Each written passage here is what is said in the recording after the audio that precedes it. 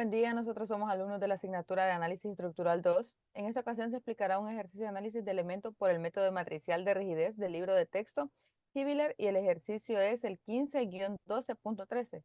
Nuestro grupo está integrado por Ana Graciela Reyes, Belkis Michelle Burgos, Carlos Ariel Villanueva, Daniel Guevara, Pablo Javier Baquedano.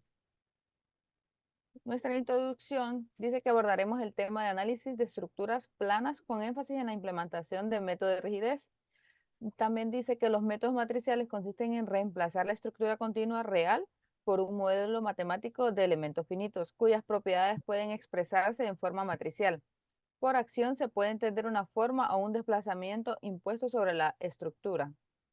Como objetivos tenemos describir cómo usar el método de rigidez matricial en marcos y calcular la fuerza interna y los desplazamientos del marco. A continuación tenemos el ejercicio a desarrollar. Su incógnita es determinar la matriz de rigidez por cada miembro del marco. Tenemos un marco que consta de una columna y una viga. En el extremo empotrado de la columna se genera un momento y una fuerza horizontal. En el extremo articular de la viga se genera un momento, una fuerza vertical y una fuerza horizontal. Y en el nodo tenemos un momento que más adelante se va a explicar si lo tomaremos positivo o negativo según a nuestra conveniencia. En la columna tenemos una altura de 5 metros. El momento que se genera en el nodo de la viga y la columna es de 500 kilonewton-metros y la viga tiene una distancia de 4 metros. Vamos a considerar un módulo de elasticidad de 10 gigapascales, una inercia de 15 por 10 elevada a la 6 milímetros a la cuarta, un área del sector transversal de 7.5 por 10 a la 3 milímetros cuadrados para cada miembro.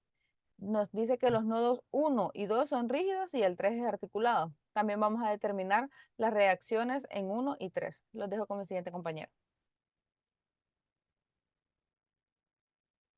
Buen día, yo voy a hablarles del paso número 1. En este tenemos que cada nodo está compuesto por 3 grados de libertad. Y en efecto los pueden ver, cada uno tiene 3.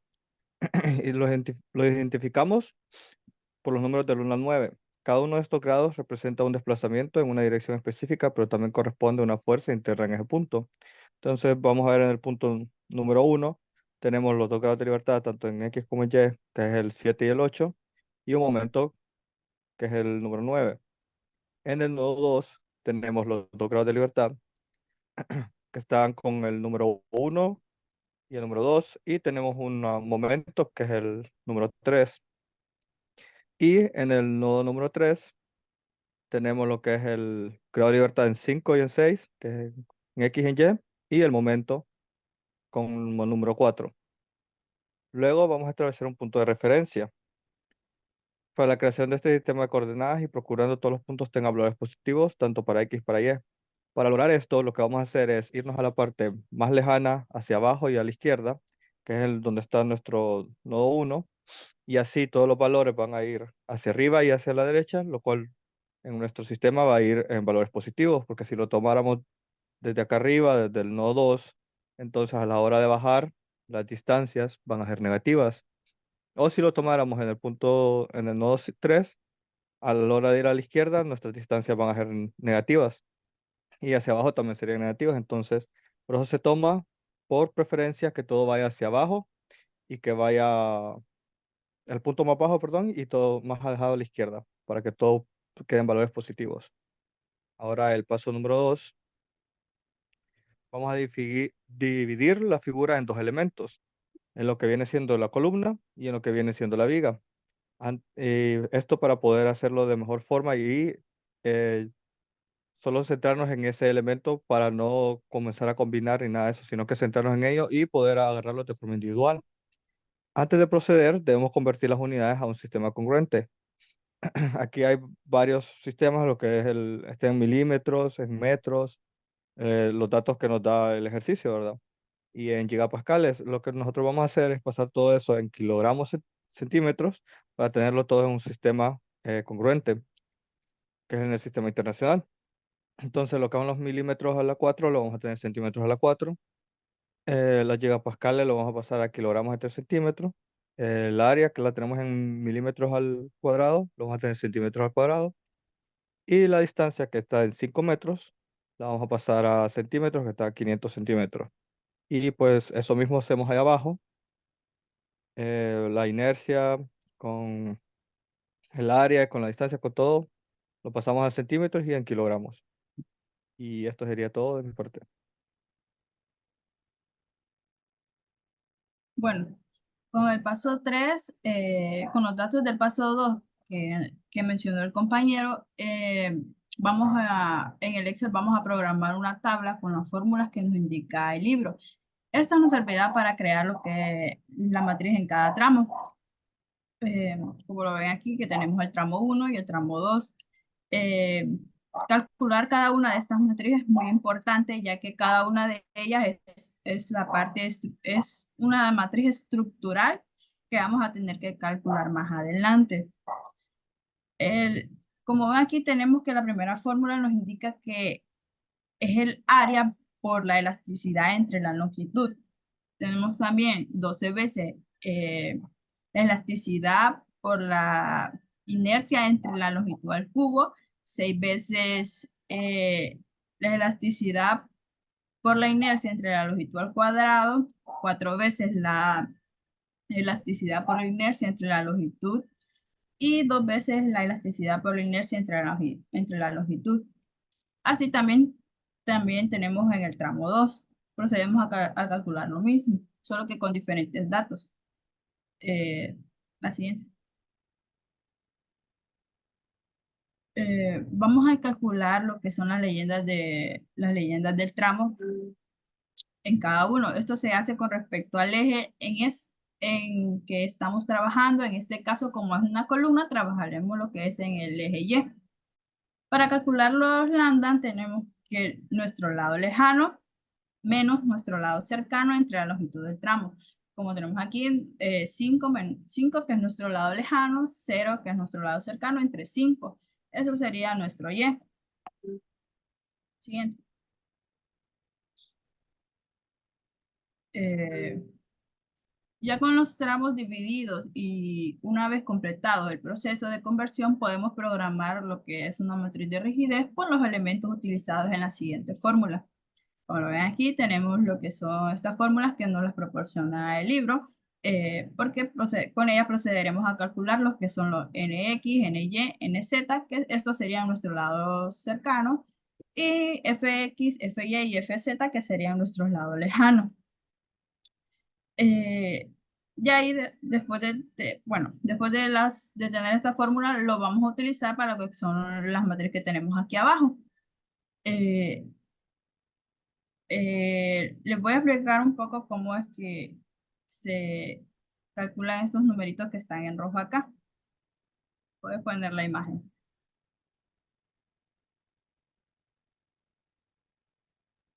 Como, sí, bueno, como ustedes pueden ver aquí, eh, en nuestro lado X tenemos que es 7.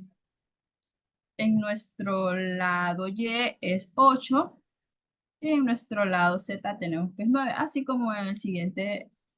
En nuestro lado lejano, que tenemos que nuestro X es 1, como ustedes lo pueden ver aquí en la imagen, nuestro Y es 2 y nuestro Z es 3.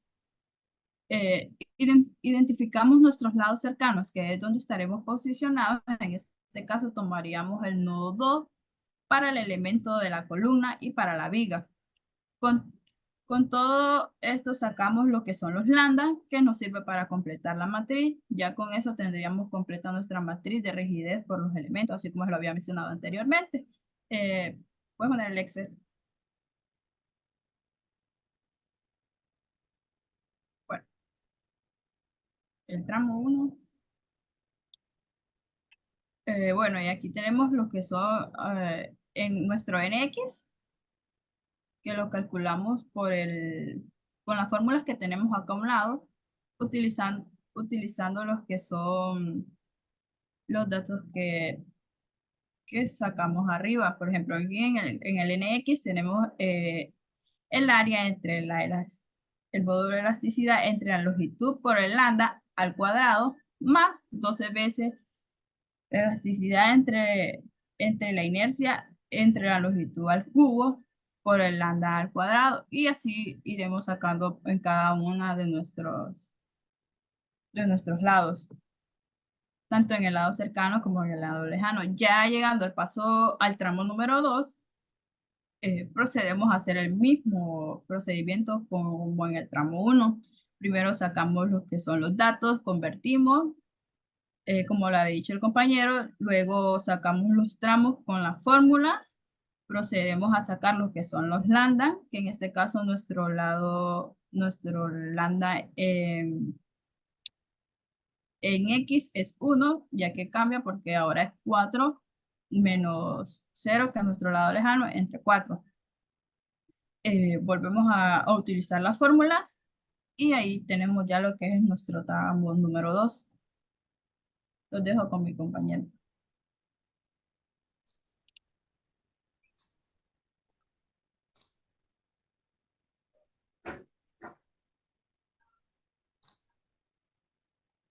Buenas, vamos a proseguir en el paso número 4, el cual consiste en nuestra matriz global. La matriz global es simple y sencillamente la suma de los resultados de las dos matrices anteriores de los elementos. Lo primero que debemos hacer es ordenar nuestra matriz. Aquí tenemos eh, las componentes de nuestros nodos en X, en Y, en Z. Las ordenamos. Luego, lo que hacemos para poder resolver nuestra matriz global es sumar las componentes de nuestras dos matrices anteriores. Un ejemplo, tenemos aquí en la intersección del punto de 1, buscamos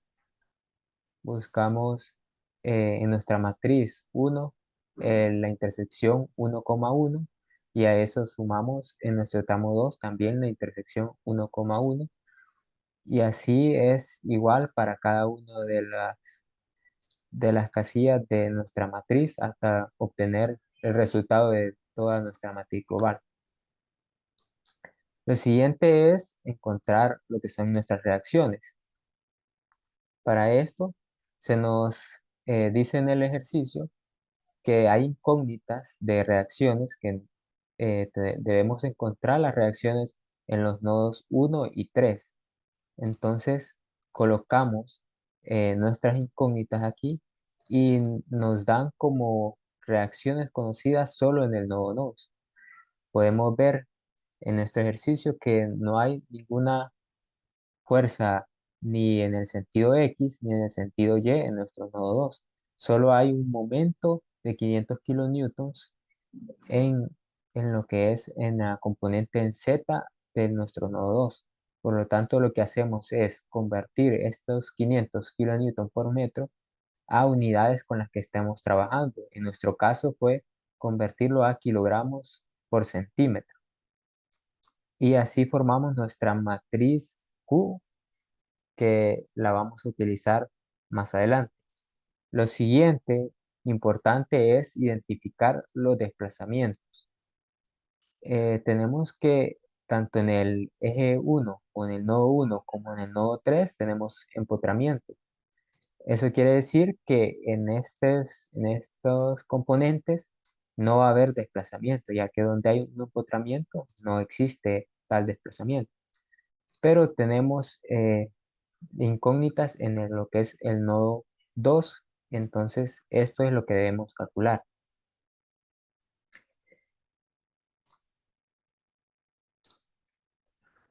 El texto explica que esto está basado en la ley de Hooke, que es igual a la matriz de rigidez por la matriz de desplazamiento. Tenemos aquí nuestra fórmula, que Q es igual a K por D. Donde hay empotramiento, los desplazamientos son cero. Esto ya lo vimos y ya eh, explicamos el por qué. Luego tomamos nuestra matriz en la que conocemos las cargas, una matriz de 3×3, que en nuestro caso es esta que está subrayada en amarillo, y realizamos la inversa. ¿Por qué necesitamos la inversa?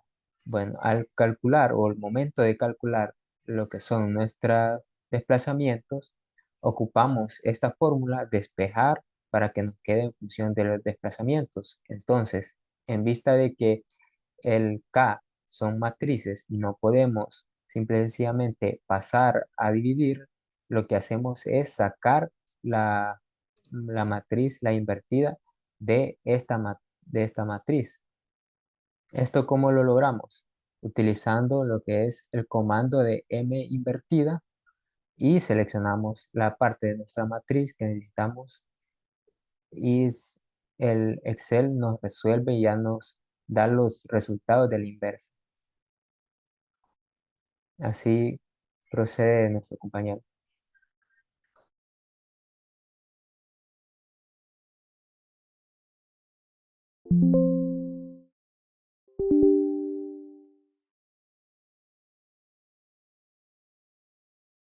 Bueno, compañeros ingenieros, vamos a seguir el ejercicio, ¿verdad? Y nos quedamos en el punto que nuestro compañero Oscar tocó, que era, ¿verdad?, el uso del cálculo de la inversa de la matriz para así lograr calcular lo que son los desplazamientos, ¿verdad?, que encontramos en el nodo 2.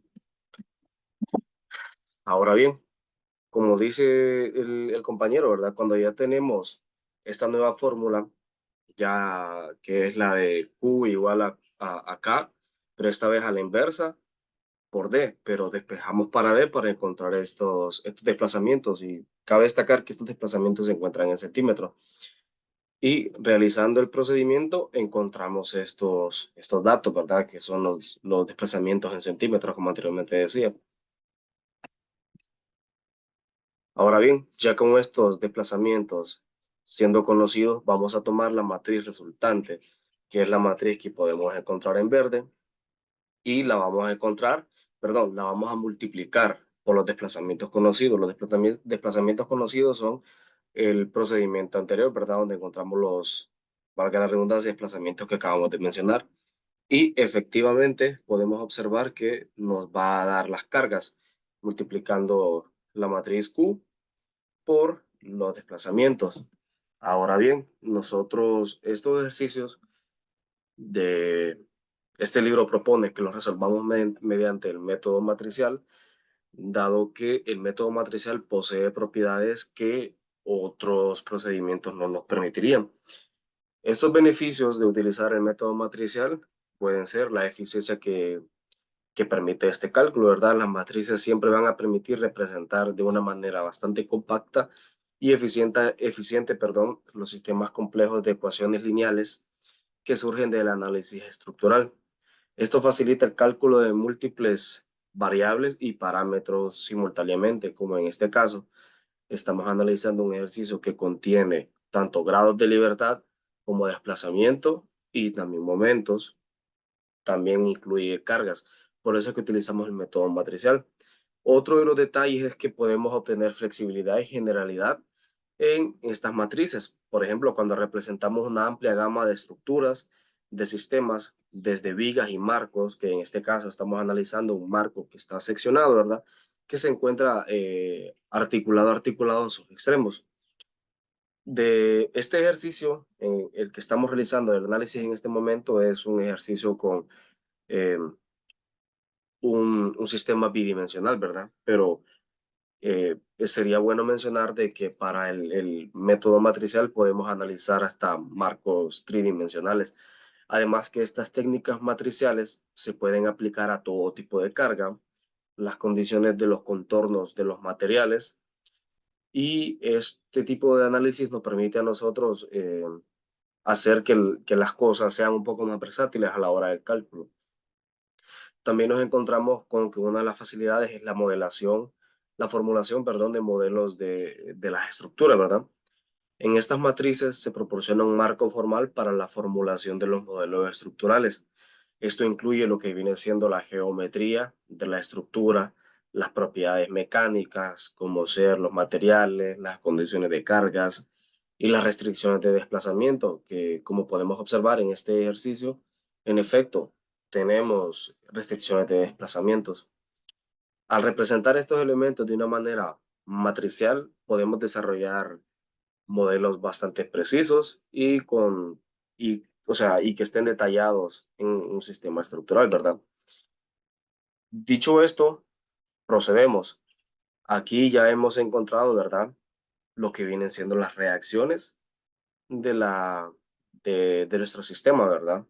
Porque como les mencioné en el paso anterior, lo que hacíamos era multiplicar los desplazamientos encontrados por la matriz Q, y en este caso lográbamos encontrar las reacciones. Y ya con esto acabamos de crear lo que nos va a dar a nosotros las cargas. Ya con esto nosotros podemos proceder a realizar las gráficas de axial, la de cortante y la elástica de este ejercicio, ¿verdad? Ahora bien, una manera muy eficaz de comprobar resultados es generar, ¿verdad?, las gráficas. Estas gráficas a nosotros nos van a dictar un sinfín de respuestas, ¿verdad?, que a la hora de un proyecto nos va a ser bastante útil.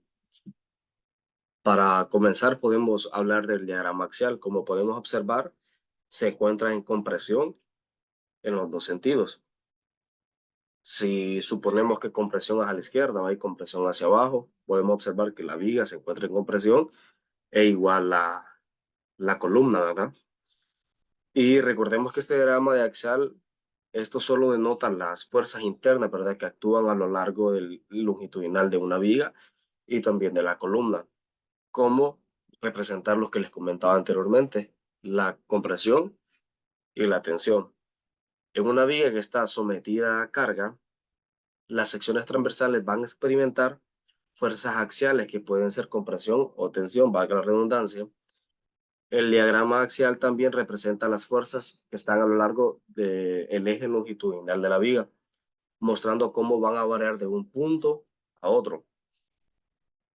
Ahora, con respecto al diagrama de cortante, este diagrama simplemente ilustra las fuerzas de corte que actúan perpendicularmente al eje longitudinal de la viga, que estas se encuentran en diferentes secciones transversales, ¿verdad?